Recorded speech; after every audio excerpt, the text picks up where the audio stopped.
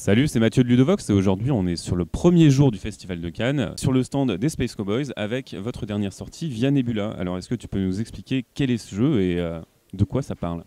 Alors, dans Via Nebula, c'est un jeu de logistique, gestion, dans lequel il va falloir gérer des ressources, les faire popper sur le terrain, aller les chercher, construire des routes, enfin créer des voies pour acheminer ces ressources jusqu'à des chantiers, pour pouvoir construire des bâtiments qui vont rapporter des points.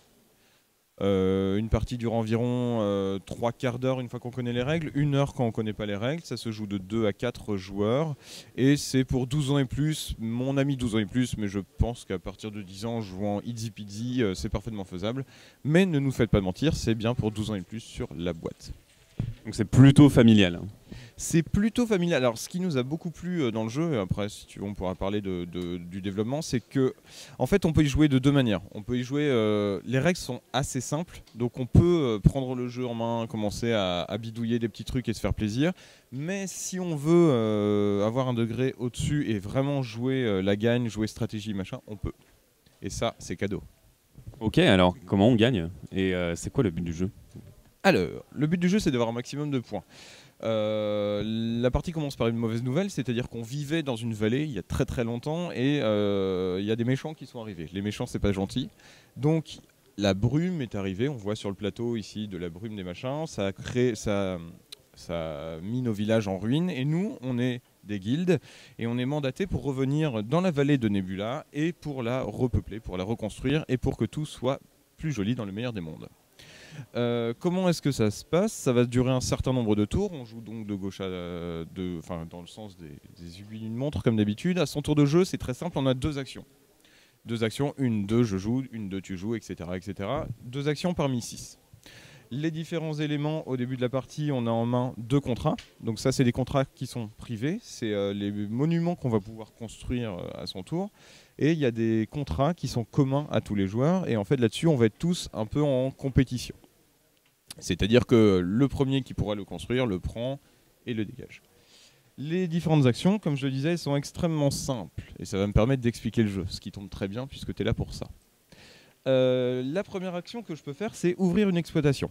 Les exploitations, ce sont ces petits jetons ronds qui sont placés aléatoirement sur le plateau. Donc chaque partie va être un peu différente. Sachant qu'il y en a 4 qui sont ouvertes de base à chaque fois, qui sont disposées aléatoirement. On les repère, on les enlève et on met les trucs.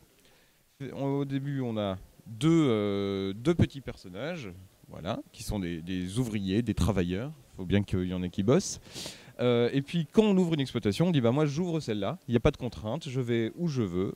Hop, je pose mon petit bonhomme qu'on va appeler Marcel, parce que Marcel c'est bien, et on va mettre le nombre de denrées qu'il y a ici, de la bonne typologie, sur le plateau. Voilà, ça c'est ma première action, j'ai fait une exploitation. Les points de victoire sont indiqués en bleu. Donc tout ce qui est points de victoire, je vais les accumuler au fur et à mesure de la partie. Première manière de marquer des points de victoire, ça va être d'ouvrir des exploitations. Et ping. Voilà, c'est simple. Donc on garde les points de victoire cachés. Les points de victoire sont cachés. C'est cool ça.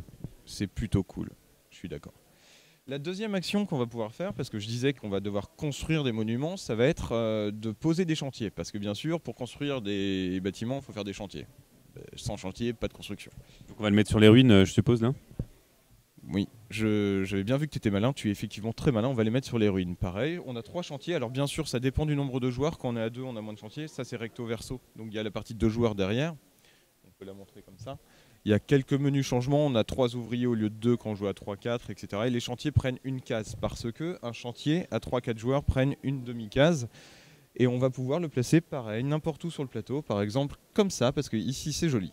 D'accord? Après, moi ou un autre joueur pourront rajouter de l'autre côté un autre chantier, sachant que chaque chantier va cohabiter. Il n'y a pas de conséquence à avoir 2 chantiers de la même couleur ou 2 couleurs. Excuse-moi, je m'approche, mais c'est juste pour prendre un chantier. 2 couleurs différentes.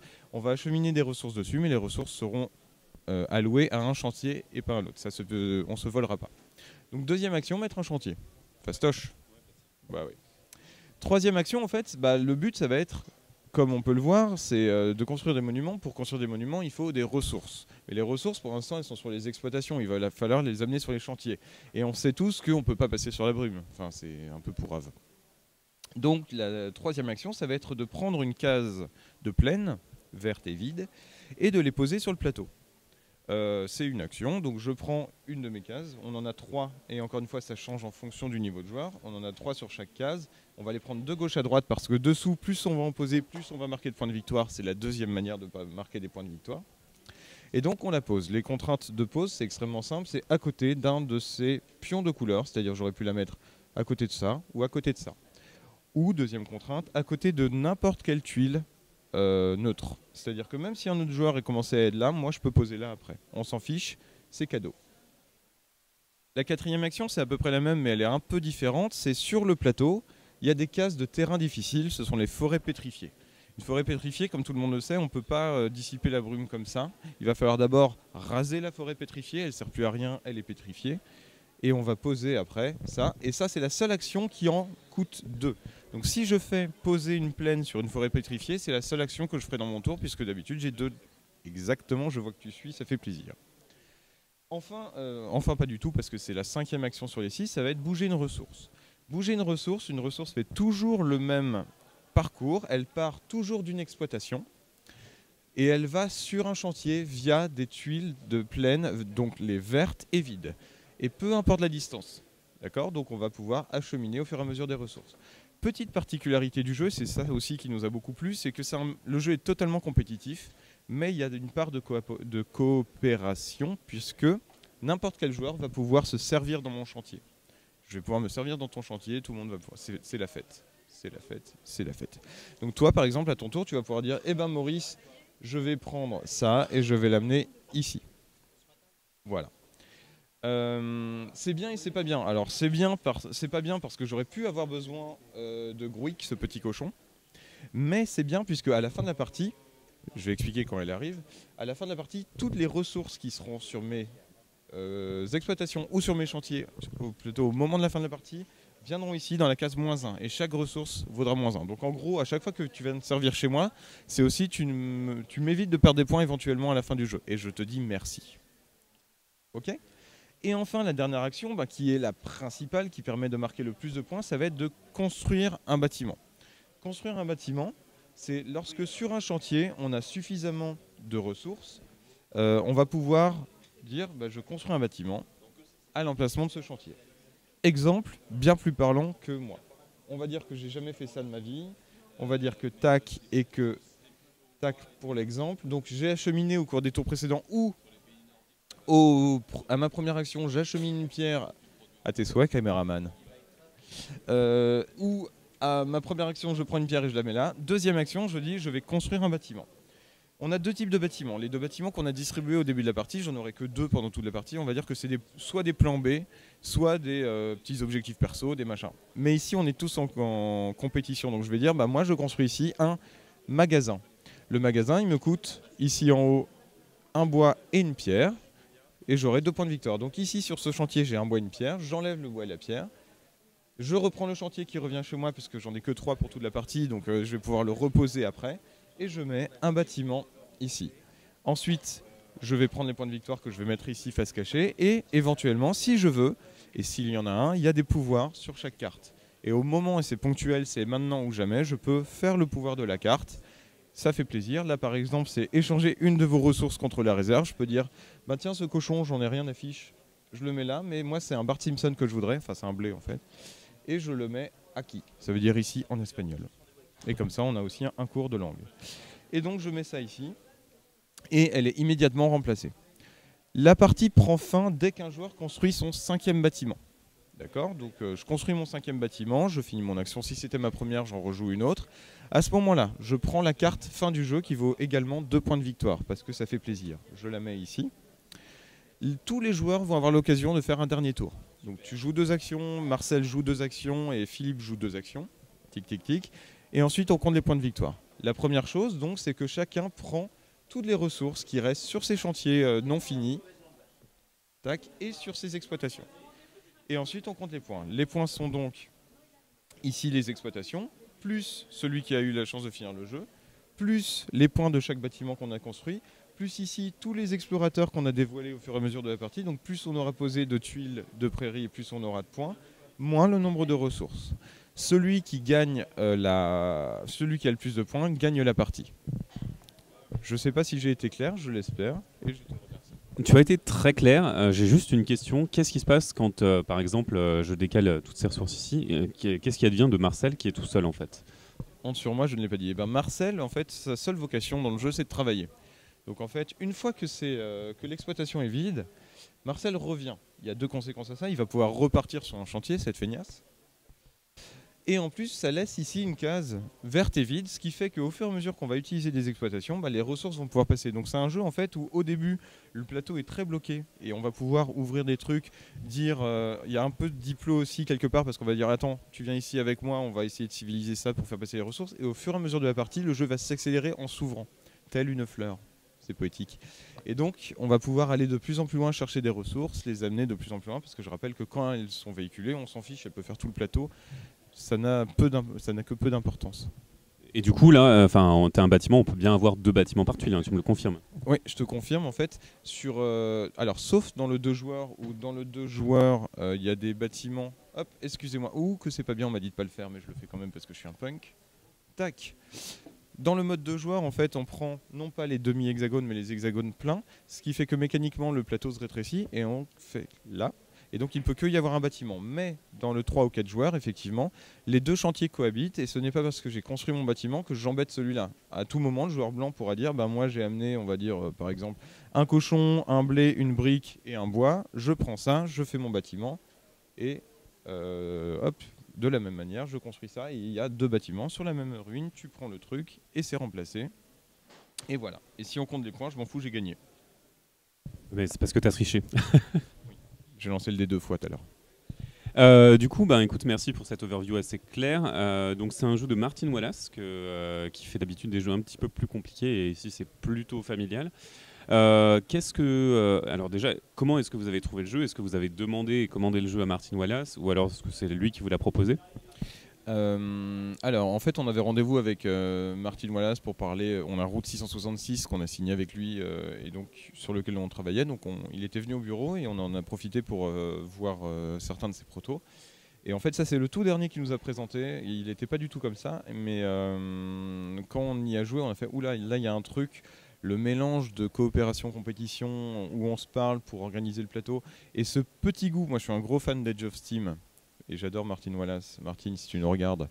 Donc, je suis un gros fan d'Edge of Steam et en fait, ça nous a donné le goût des jeux. Alors, peut-être pas d'Edge of Steam parce qu'on n'est pas dans cette catégorie-là, mais ça reste de la logistique, ça reste de la production, ça reste de la construction. Et on s'est dit, un jeu qui tient en 3/4 d'heure avec des règles aussi simples, avec des tours aussi rapides et aussi fluides, c'est quelque chose qui nous plaît à nous.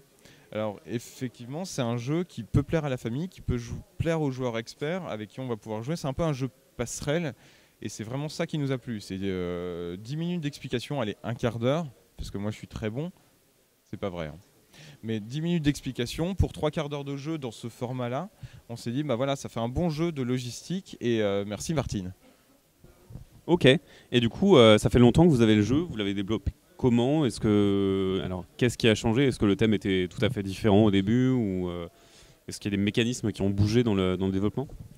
Oui, le jeu a pas mal bougé. Alors, c'était pas du tout ça. Son thème, c'était un plateau vert avec des pions ronds et voilà, ça ressemblait à un jeu de train ou à tous les jeux pour lesquels on le connaît, on le respecte, on l'aime, on l'adore, on est fan. Nous, on s'est dit on voulait mettre une petite couche, un petit vernis un peu sympathique, un peu léger, un peu frivolant. Ce mot n'existe pas, je crois. Mais un peu frivolant. Et en fait, on a réfléchi beaucoup sur le thème. Il y a eu plein de choses qui ont été évoquées. Il y a eu le côté on est des dieux et en fait ça c'est pas des exploitations mais c'est des villages donc on crée la vie et ici on va leur dire d'aller en pèlerinage machin tout ça et on écartait les mers, c'était magnifique mais en fait on s'est dit non c'est pas possible. Et finalement c'est Philippe qui a trouvé Vincent Joubert qui est l'illustrateur du jeu avec lequel on a bossé. On est tombé sur des illustrations, on s'est dit ouais, ça nous plaît bien de donner ce vernis à un jeu de Martin Wallace parce que c'est complètement à contre-pied de ce qu'il fait d'habitude et du coup en fait en tirant un petit peu sur ce petit bout de laine qui dépassait du pull, on a tiré puis on s'est dit tiens alors une vallée, le brouillard de guerre, c'est François qui est un gros joueur de Wargame qui a dit mais pourquoi est-ce qu'on fait pas comme dans Warcraft où il y aurait un brouillard et en fait on pourrait pas passer au travers mais il faudrait passer machin et en fait petit à petit l'oiseau fait sa nidification Et en fait, on est arrivé à ce résultat-là de manière un petit peu naturelle. Ok. Ouais, c'est une belle histoire. Et puis effectivement, c'est pas du tout ce qu'on attend de Martin Wallace. Et c'est un nom qui appelle beaucoup aux joueurs experts. Mais là, vraiment, ça a l'air très accessible, très familial, tout en gardant cette patine un petit peu léchée. On voit dans les mécanismes, a priori, que c'est quand même assez malin. J'imagine que là, on a des cases qui bloquent avec les bois pétrifiés. Ça doit complexifier le trajet dans la brume. Et du coup, est-ce que c'est un jeu que vous voulez porter au-delà de la boîte? Est-ce que vous avez des projets d'extension peut-être, de portage d'appli, je sais pas? Jamais. Non, en fait, on fait pas d'extension a priori. Là, le jeu il sort. Là, maintenant, enfin, quand la vidéo sera tournée, il sera sorti. Donc voilà, déjà, on va voir on espère qu'il va rencontrer son public. On pense qu'il y a des gens qui vont venir par le jeu via Martin Wallace, il y a des gens qui vont venir par le jeu via le thème, il y a des gens qui vont absolument pas aimer le look, qui vont pas aimer le thème qu'on a choisi. Nous on adore, mais on n'a pas la vocation de plaire à tout le monde. Donc nous on propose quelque chose, après ça va dépendre comment ça va être reçu par les gens. Certains vont aimer, d'autres non, et chacun fera son choix, ils ont bien le droit.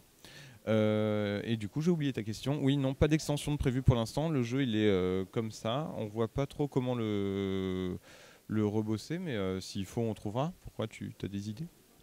Non, absolument aucune. Je suis très mauvais, surtout le matin. Comme ça, faut pas dire ça. Ah oui, j'ai pas dit, pour le même prix dans la boîte, il y a un plateau recto verso. Pour 2 joueurs? Non, pas du tout. Les deux sont 2, 3, 4. Ah ah. Donc, en fait, c'est juste pour renouveler le jeu. En fait, c'est juste pour renouveler le jeu, sachant qu'il y a un plateau plutôt facile, c'est celui-là avec les bloops, et il y a un plateau un peu plus complexe où les ressources sont un peu plus difficiles à aller chercher. Ça te fait peur, hein? Avec un petit peu plus de bois pétrifié et probablement des obstacles un peu plus nombreux, peut-être, un ou deux de plus. Tout à fait. Ok, bah écoute, merci pour la présentation du jeu. Maintenant, je ne sais pas si tu peux nous parler de Space Buddies, qui est le nouveau label ou la nouvelle gamme, je ne sais pas, de Space Cowboys. Comment tu appelles ça? Space Buddies. Oui, on peut parfaitement parler de Space Buddies. Parlons-en. Que veux-tu savoir? Bah, c'est quoi et pourquoi et comment et quoi dedans? Alors, quoi dedans, Julien, qui est là. Salut Julien. Donc Space Buddies, c'est un label, c'est une marque. Donc c'est les Space Cowboys qui font des party games, des jeux familiaux, des choses comme ça. Le truc, c'est qu'on s'est dit, on veut continuer à ne sortir que 1 ou 2 Space Cowboys par an, comme depuis le départ, en faisant effectivement que ce qui nous plaît, mais version plutôt gros jeu. Pas gros jeu en termes de complexité ou de choses. Forcément, il pourrait y en avoir, hein, mais plutôt des jeux de plateau classiques, etc. Et il manquait un petit engrenage pour faire les jeux party game, en fait la branche famille, vraiment plus facile à prendre en main, les Space Cowboys. Et c'est pour ça qu'on s'est creusé la tête, on s'est dit, hey, et si on créait Space Buddies, qui permettrait à l'intérieur de Space Cowboy d'avoir une coquille pour faire des jeux d'aussi grande qualité, enfin d'aussi grande qualité pour nous, c'est-à-dire pour se faire plaisir et faire que des jeux qu'on aime, mais à la direction des familles, et d'avoir du coup pour la communication c'est plus facile, d'avoir un site dédié à ça, même s'ils sont reliés, etc. D'avoir une gamme, d'avoir une mascotte. Julien, tu veux pas venir Julien pour en parler? Non, il fait non, il est timide, et puis il est pas maquillé. Et du coup, le premier jeu, alors par exemple Crossing qu'on avait fait, l'excellent Crossing, si vous l'avez pas, il faut l'acheter. L'excellent Crossing, je sais pas si je l'ai dit, je plaisante, hein. Coédité avec Moonster et Cocktail, c'est ça? Coédité avec des gens d'excellente qualité, comme l'excellent Crossing, aurait été un Space Buddies. La limite haute qu'on s'est fixée, c'est Splendor. C'est-à-dire que Splendor, à un moment, il aurait pu être soit Space Cowboys, soit Space Buddies. C'est un peu la charnière. Donc on voit que c'est pas forcément que des party games. C'est aussi des jeux de cartes, des jeux de plateau, des trucs où on peut se dire, ah, en 5-10 minutes, j'ai tout compris et je peux m'éclater tout de suite et je peux jouer avec mes enfants. Par exemple, le prochain Space Buddies qui sort au mois d'avril 2016, donc là, Tinky Winky Lala, s'appelle Final Touch et c'est un jeu qui pareil a plusieurs lectures et c'est un jeu dans lequel on va jouer des faussaires. Il y a des contrats qu'on va devoir faire, des contrats de chef-d'œuvre, et on va devoir jouer autant de cartes qu'on veut d'un côté ou de l'autre, soit pour améliorer le chef-d'œuvre, soit pour le gâcher. Sachant que le petit truc, c'est très difficile, j'ai pas le matériel, mais le petit truc c'est que celui qui posera la dernière touche, la touche finale, la Final Touch, par rapport au nom du jeu, c'est bien trouvé, gagnera le tableau et ses points. tandis que celui qui jouera le 3e carte à le gâcher donnera la carte à son adversaire qui lui marquera des points, mais un peu moins. Donc en fait c'est un jeu, comme ça quand on l'explique, ça fait bah oui ça a l'air simple mais pourquoi? Et en fait quand on y joue on voit qu'il y a une profondeur, il y a du bluff, il y a de la prise de risque. J'ai des cartes en main, est-ce que je joue plein de cartes parce que je peux jouer autant de cartes que je veux, je peux en jouer qu'une ou 5 comme je veux parce qu'on en a 5 en main. Donc c'est du bluff, c'est de la prise de risque, c'est est-ce qu'il a en main, do you know, we know, they know, etc. Qui se joue soit en compétition à 2 et 3, soit en équipe à 4, où on joue en diagonale. Donc il faut parler, mais pas trop, parce que sauf si on joue avec des Roumains, et j'adore les Roumains, bah, ils vont comprendre ce qu'on dit, donc il faut parler aussi en machin. Donc ça marche bien. Donc Space Buddy, c'est quelque chose qui a vocation à être beaucoup plus large public. Ça ne veut pas dire qu'on s'adresse qu'aux familles, c'est aussi des jeux qui pourront plaire aux joueurs experts en apéritif entre un Via Nebula, un Elysium, un Black Fleet ou un Time Stories, parce que comme ça je fais du placement produit. Mais voilà, j'ai fini ma phrase. Ok, ben écoute, tu viens de parler de Time Stories, ça tombe bien. Hier, donc, le prix de l'Asdor Expert a été décerné à Pandemic Legacy, mais Time Stories était sélectionné quand même dans la shortlist. Alors, Time Stories, c'est quand même une position éditoriale assez particulière, avec un système assez innovant, un niveau d'immersivité narrative assez poussé, et du coup, on est dans une position qui est très forte de votre part. Et avec des extensions, donc il y a Sous le Masque qui sort bientôt, je crois. Sous le Masque est sur les rails, là, on est vendredi, donc il arrive maintenant dans tous les meilleurs magasins. Et du coup, est-ce que vous allez continuer dans cette voie à explorer de nouvelles façons de jouer, ou alors est-ce que pour l'instant c'est une expérience qui vous suffit, qui va vous accompagner pendant quelques années, je pense? Alors sur Time Stories, nous notre promesse, en fait on a sorti Time Stories, on savait pas trop, c'est-à-dire qu'il y avait énormément d'attentes, on sait pas trop pourquoi, parce que le pitch il est, nous quand on a joué au jeu la première fois ça a été waouh c'est génial, mais pourquoi personne n'y a jamais pensé tatati tatata, ce qui est la marque des grands jeux, et Manu a eu vraiment une idée brillante, et il a travaillé beaucoup avec Seb et toute l'équipe sur le jeu, donc voilà. Et quand on l'a sorti on s'est dit bon ben on pense que ça va marcher au début, mais est-ce qu'il va y avoir du répondant? Et nous, ce qu'on a dit, c'est tous les gens qui nous font confiance, vous inquiétez pas, il y aura une sortie tous les 3 mois. Donc jusqu'à présent, on tient. Tous les 3 mois, il y aura une nouvelle aventure Time Stories. Ça, c'est pour la partie Time Stories, donc on continue effectivement les aventures. Et notre truc, justement, dans cette recherche de l'originalité, c'est à chaque fois, dans chaque scénario, ce qu'on s'impose, c'est qu'il y ait un twist, c'est-à-dire qu'il y ait une surprise. Les enfants aiment les Kinder, les joueurs aussi. Donc c'est quand tu vas jouer à ta partie Time Stories, tu vas te dire à un moment... Ah, on peut faire ça aussi, et c'est ça qui nous intéresse. Sous le Masque, il y en a un, je le dis pas, mais il faut l'acheter pour le connaître. Je dis acheter, mais en fait, je plaisante, hein, jouez-le, enfin, vous faites comme vous voulez. Et donc ça, c'est pour la partie Time Stories. Mais effectivement, pour le reste, en fait, on n'a pas vocation à changer les choses. La seule vocation, c'est se faire plaisir et faire des jeux en fait, on pense que si on fait des jeux qui nous plaisent, comme on est plutôt des joueurs un peu éclectiques, ils vont plaire potentiellement à un autre public. Alors pas à tout le monde, mais à un autre public. Et donc l'idée c'est de se faire plaisir en faisant ce qu'on aime et en proposant des jeux qu'on aime. Et effectivement, si après on peut sortir des sentiers battus, c'est mieux parce que c'est un peu... chacun a un peu ses caractéristiques. Croc aime bien vraiment patiner à côté. Philippe, qui est en charge du design et en charge du développement des projets avec Julien, ils aiment bien chercher l'originalité. Alors effectivement, après ça plaît ou ça plaît pas, mais au moins c'est original.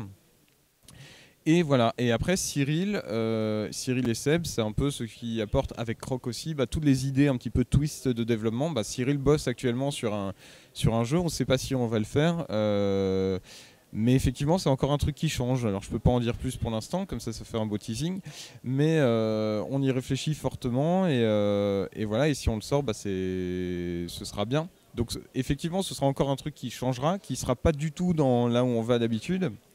Mais c'est pas un calcul. En fait, on calcule vraiment pas. Et c'est vraiment ça. Quand on a vu Martine pour Via Nebula, c'est pareil. C'est le dernier jeu qu'on a vu et on n'a pas calculé en dehors de hey, ça me plaît parce que je peux y jouer avec ma famille sans sortir Age of Steam et que mon enfant de 6 ans fasse un AVC. J'imagine tout à fait la crise d'épilepsie devant le livret de règles et les jetons. Oui, je suis désolé, je voulais pas faire cette blague de très mauvais goût, je m'excuse. Bah, en tout cas, merci beaucoup Vincent de nous avoir expliqué tout ça sur Via Nebula, sur Time Stories et sur Space Buddies. C'est vachement cool. Et on espère voir bientôt plein d'autres nouveautés Space Cowboys. Eh ben, je t'en prie, c'est gentil, merci d'être venu. Et puis bon salon à tout le monde. Merci pareillement. À bientôt sur Ludovox.